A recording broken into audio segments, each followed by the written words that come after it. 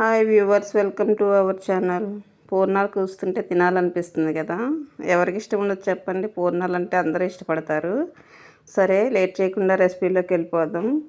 పూర్ణాల రెసిపీకి ముందుగా మనకి శనగపప్పు, బెల్లం, యాలకుల పొడి కావాలి. తర్వాత బియ్యం పిండి, గోధుమ పిండి మనం సిద్ధం చేసుకోవాలి. దాన్ని పూర్ణంతో నింపి నూనెలో వేయించి పూర్ణాలు అనేవి మనం తయారు చేసుకోవచ్చు.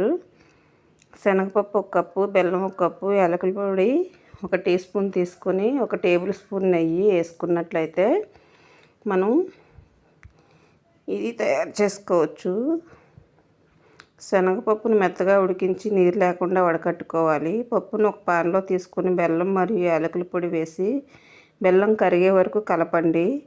పూర్ణం దగ్గర పడే వరకు ఉడికించండి. అలాగే బియ్యం పిండి 2 కప్పులు, గోధుమ పిండి 1/2 కప్పు, మనం నీరు, ఉప్పు తగినంత వేసుకోవాలి. బియ్యం పిండి, గోధుమ పిండి, పప్పు పిండి, ఉప్పు మరియు నీటితో మెత్తని పూరీ పిండిలాగా కలుపుకోవాలి.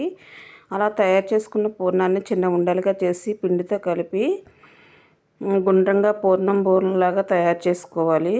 పూర్ణం బూరెల్ని నూనెలో బంగారు గోల్డెన్ కలర్లో వచ్చే వరకు వేయించేసుకోవాలి. పూర్ణం బయటకు రాకుండా ఉండడానికి పిండిని సరిగ్గా కలుపుకోవాలి. పూర్ణాలు గొరగొరలాడాలంటే పిండిని మరీ పలచగా చేయొద్దు. నెయ్యి లేదా నూనెతో వేయించుకుంటే చాలా బాగుంటాయి.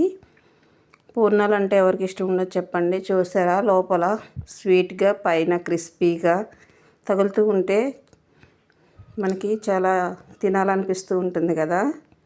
ఫస్ట్ టైం ఛానల్ని విజిట్ చేస్తున్నవారు తప్పకుండా ఛానల్ని సబ్స్క్రైబ్ చేసుకోండి. వీడియో నచ్చినట్లయితే లైక్ చేయండి, షేర్ చేయండి, కామెంట్ చేయండి. Thanks for watching. Please subscribe. Bye bye.